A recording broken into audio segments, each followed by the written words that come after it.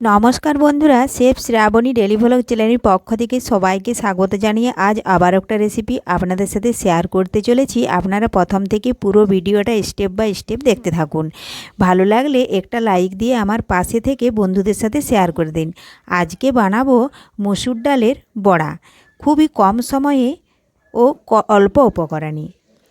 তো দেখুন বন্ধুরা, তার জন্য মসুর ডাল আমি এখানে 2 ঘন্টা আগে দেখুন ভিজিয়ে রেখেছি, আর মসুর ডাল ভালোভাবেই ভিজে গেছে। এখন এই মসুর ডাল 2 থেকে 3 বার আমি ভালোভাবে ধুয়ে নিয়ে দেখুন মিক্সিতে দিয়ে দিচ্ছি।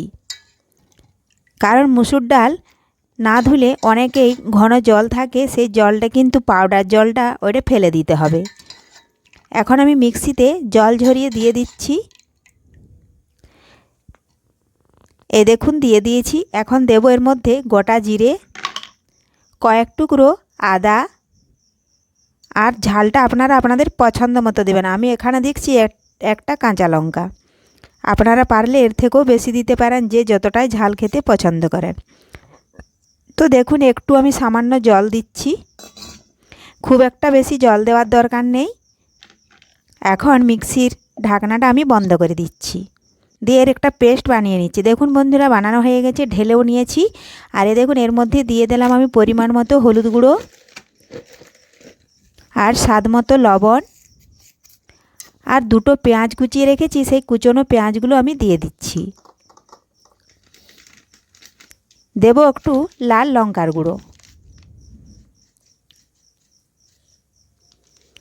এরপর একটা চামচ দিয়ে আমি ভালোভাবে এটা মাখিয়ে নিচ্ছি। আমি এখানে চামচ দিয়ে মাখাচ্ছি, আপনারা হাত দিয়েও মাখাতে পারেন। ভালোভাবে মিশিয়ে নেব। তো দেখুন বন্ধুরা, ভালোভাবে মিশিয়ে মাখিয়ে নিয়েছি। এখন গ্যাস ধরিয়ে কড়াই বসিয়ে দিয়েছি। দেখুন তেল গরম হয়ে গেছে, আমি ছোট্ট ছোট্ট বড়ার আকারে এভাবে দিয়ে দিচ্ছি। আপনারা এর থেকেও বেশি দিতে চাইলে তেলের পরিমাণটা বাড়িয়ে দেবেন। দেখুন আমি তেলের পরিমাণ অনুযায়ী দিচ্ছি এখানে বড়াগুলো।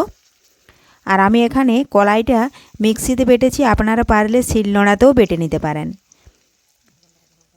তার আগে যদি কোনো বন্ধু আমার চ্যানেলে নতুন হয়ে থাকেন, চ্যানেলটি সাবস্ক্রাইব করে বেল আইকন হলে সেট করে দিন সবার প্রথমে আমার রেসিপি পেতে। দেখুন বড়ার এক পাশ ভালোভাবে ভেজে নিয়েছি, এখন আর এক পাশ উল্টে নিচ্ছি। এইভাবে উল্টে দুপাশে লাল লাল ভেজে তুলে নেব। রেসিপিটা বানানো খুবই সহজ, একবার দেখলে আপনারাও বাড়িতে যে কেউ বানিয়ে নিতে পারবেন। এই দেখুন আরও এক পাশ উল্টে দেখে নিচ্ছি। দেখুন দুপাশে লাল লাল হয়ে গেছে ভাজা। এখন আমি তেল ঝরিয়ে তুলে নিচ্ছি খুরপি দিয়ে, আপনারা পারলে ছান্তা দিয়েও তুলে রাখতে পারেন। রেসিপিটি ভালো লাগলে লাইক, শেয়ার, কমেন্ট করতে ভুলবেন না। ধন্যবাদ।